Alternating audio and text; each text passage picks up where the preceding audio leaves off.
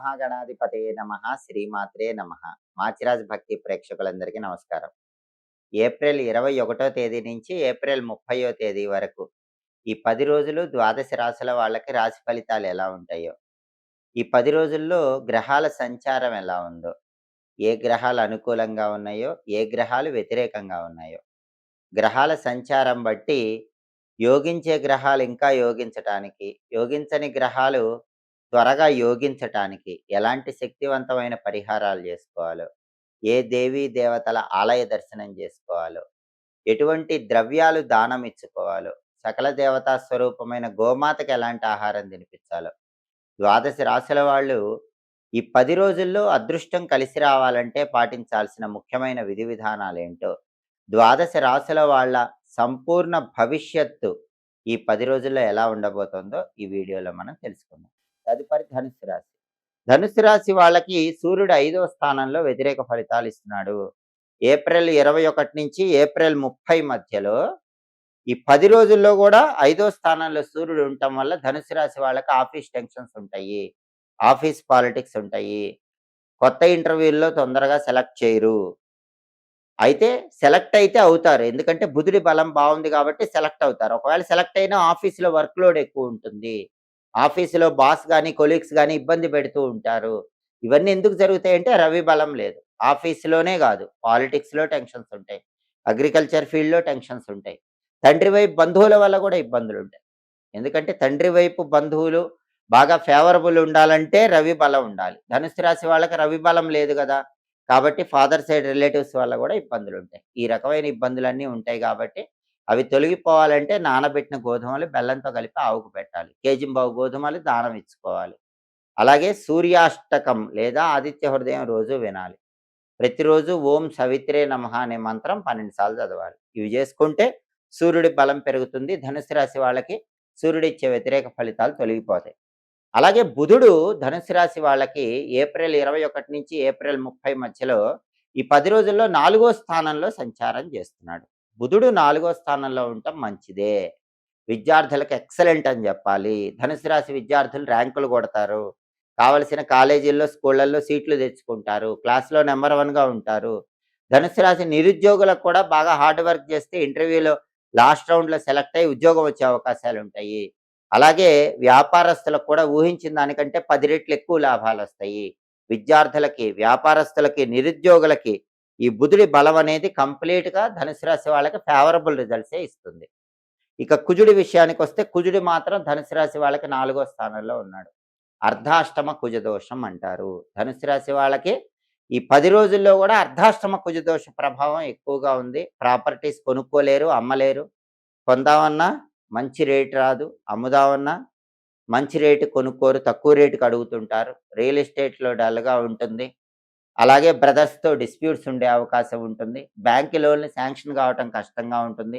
అప్పులు తీర్చడం కూడా ఇబ్బందిగా ఉంటుంది. ఇవన్నీ కూడా 4వ స్థానంలో కుజుడు ఉండటం వల్ల ధనుసు రాశి వాళ్ళకి ఈ 10 రోజుల్లో కనిపిస్తూ ఉంటుంది. దీన్నే అర్ధాష్టమ కుజదోషం అంటారు. అర్ధాష్టమ కుజదోషం వల్ల ఈ రకమైన వ్యతిరేక ఫలితాలన్నీ ఉంటాయి కాబట్టి నరసింహస్వామిని దర్శనం చేసుకోవాలి. ఓం నమో నారసింహాయ మంత్రం రోజు 21 సార్లు చదవాలి. లక్ష్మీ నృసింహ కరావలంబ స్తోత్రం చాంటింగ్ వింటే అర్ధాష్టమ కుజదోషం వల్ల ధనుసు రాశి వాళ్ళకు ఉన్న వ్యతిరేక ఫలితాలన్నీ తొలగిపోతాయి. అలాగే ధనుసు రాశి వాళ్ళకు శుక్రుడు కూడా 6వ స్థానంలో ఉన్నాడు. 6వ స్థానంలో శుక్రుడు మనీ ఎక్స్పెండిచర్ ఎక్కువ ఇస్తాడు. టెక్స్టైల్, లేడీస్ ఎంపోరియం, బొటిక్ లాంటి వ్యాపారాల్లో నష్టాలు ఇస్తాడు. సినిమా, టీవీ రంగాల్లో, సంగీత, నాట్య రంగాల్లో ఆఫర్స్ రాకుండా చేస్తాడు. వైఫ్ అండ్ హస్బెండ్ రిలేషన్ కూడా ఇబ్బందిగా ఉంటుంది. ఇవన్నీ శుక్రుడు 6వ ఇంట్లో ఉండటం వల్ల ధనుసు రాశి వాళ్ళకి కలుగుతాయి. శుక్రుడు ఫేవరబుల్ లేడు. శుక్రుడు ఫేవరబుల్ అవ్వాలంటే లలితా అమ్మవారిని పూజించాలి. శ్రీమాత్రే నమః రోజు 21 సార్లు చదవాలి. లలితా సహస్రనామ స్తోత్రం చాంటింగ్ వినాలి. నానబెట్టిన అలసందలు ఆవుకు పెట్టాలి. కేజింబావు అలసందలు దానం ఇచ్చుకోవాలి. ఇవన్నీ చేస్తే శుక్రుడిచ్చే వ్యతిరేక ఫలితాలు తొలగిపోతాయి. అంటే ధనుస్సు రాశి వాళ్ళకి ప్రధానంగా ఏప్రిల్ 21 నుంచి ఏప్రిల్ 30 మధ్యలో కుజుడు ఫేవరబుల్ లేడు, శుక్రుడు ఫేవరబుల్ లేడు, రవి ఫేవరబుల్ లేడు. 3 గ్రహాలు ఫేవరబుల్గా లేవు, 3 గ్రహాలు వ్యతిరేకంగా ఉన్నాయి. ఒక్క బుధుడు మాత్రమే ఫేవరబుల్గా ఉన్నాడు. కాబట్టి ధనుసు రాశి వాళ్ళు సూర్యుడు, కుజుడు, శుక్రుడు ఈ 3 గ్రహాలకు సంబంధించిన పరిహారాలు చేసుకుంటే 10 రోజుల్లో కూడా వ్యతిరేక ఫలితాలు పోగొట్టుకొని అనుకూల ఫలితాలు పొందవచ్చు. అప్పుల బాధలు, శత్రువుల సమస్యలు వీటితో అనునిత్యం అందరూ సతమతమైపోతూ ఉంటారు. ఈ అప్పుల బాధలు, శత్రువుల సమస్యల నుంచి బయటపడటానికి మన్య సూక్త పారాయణ అని ఒక ప్రత్యేకమైన పారాయణ వేదంలో చెప్పడం జరిగింది. ఈ పారాయణ ఆంజనేయ స్వామి ఆలయాల్లో చేస్తూ ఉంటారు. భయంకరమైన అప్పుల బాధలతో ఇబ్బందులు ఎదుర్కొంటున్న వాళ్ళు, పరిహారాలు చేసుకుంటున్నప్పటికీ ఫలితం తొందరగా రాక ఇబ్బందులు ఎదుర్కొంటున్న వాళ్ళు మంగళవారం పూట ఆంజనేయ స్వామి ఆలయంలో మన్య సూక్త పారాయణ అనే పారాయణ 11 సార్లు చేయించుకోండి. ఇలా మీ పేరు, నక్షత్రం చెప్పి, సంకల్పం చెప్పి మన్య సూక్త పారాయణ ఆంజనేయ స్వామి ఆలయంలో మంగళవారం చేయించుకున్న తర్వాత క్రమక్రమంగా మార్పు మొదలవుతుంది. ఇది ఎవరు చేయాలంటే అప్పులెక్కువ ఉన్నవాళ్ళు, శత్రు బాధలు ఉన్నవాళ్ళు, సొంతింటి కల ఆలస్యం అవుతున్న వాళ్ళు, కొంతమంది పరిహారాలు చేసుకుంటారు. కందులు నానబెట్టి బెల్లంతో కలిపి ఆవుకి మంగళవారం తినిపించటం. అలాగే కేజింబావు కందులు ఎర్ర వస్త్రంలో మూటగట్టి బ్రాహ్మణుడికి దానం ఇవ్వటం.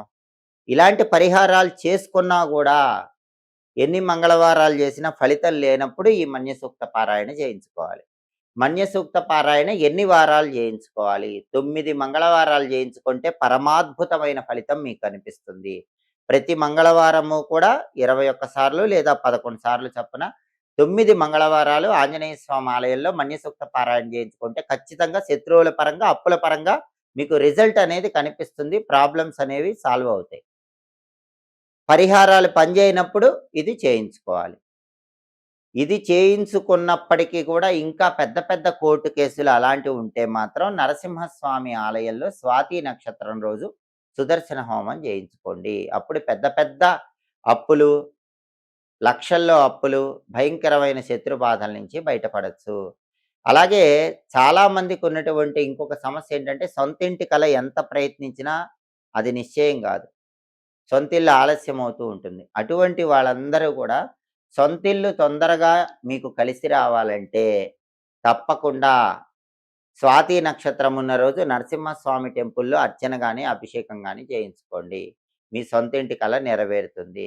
అలాగే అప్పులెక్కువున్నా, శత్రువులెక్కువున్నా అవన్నీ తొలగింపజేసుకొని అనుకూల ఫలితాలు రావాలంటే ఓం అం అంగారకాయ నమః. ఈ మంత్రాన్ని రోజు 21 సార్లు చదవండి. లేదా 54 లేదా 108 సార్లు చదవండి. ఓం అం అంగారకాయ నమః. అంగారకుడు అంటే కుజుడు. కుజుడు అప్పులు తొలగింపజేస్తాడు. శత్రుబాధల నుంచి బయటకొచ్చేలాగా చేస్తాడు. దీంతో పాటుగా అందరూ కూడా మంగళవారం పూట దక్షిణ దిక్కులో కుజదీపం వెలిగిస్తే చాలా మంచిది. కుజదీపం అంటే మంగళవారం స్నానం చేశాక కుజుడికి ఇష్టమైన దిక్కు దక్షిణ దిక్కు కాబట్టి అక్కడ ఒక పీట పెట్టి, పసుపు రాసి, కుంకుమ బొట్లు పెట్టి, బియ్యం పిండితో ఒక ట్రయాంగిల్ లాగా ముగ్గు వేయాలి. ఆ ముగ్గు మధ్యలో ఎర్రచందనం తడిపి గాని, కుంకుమ తడిపి గాని హురుమ్ అనే అక్షరం రాయాలి. ట్రయాంగిల్ మధ్యలో ఎర్రచందనం లేదా కుంకుమతో హురుమ్ అనే అక్షరం రాయాలి. ఆ అక్షరం మీద మట్టి ప్రమిదలో నువ్వుల నూనె పోసి 9 ఎరుపు రంగు ఒత్తులు కలిపి ఒక ఒత్తిగా చేసి ఆ ఒత్తి దక్షిణం వైపు వెలిగేలా దీపం పెట్టాలి. దీన్ని కుజ దీపం అంటారు.